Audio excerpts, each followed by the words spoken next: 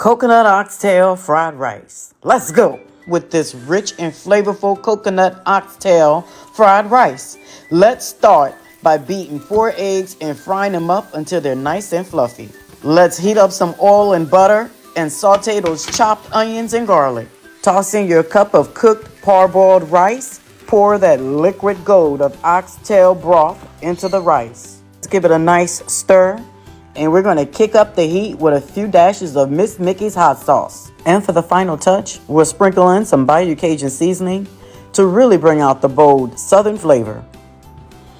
And there you have it, coconut oxtail fried rice that's packed with flavor, spice, and a little southern soul too. Time to dig in and enjoy.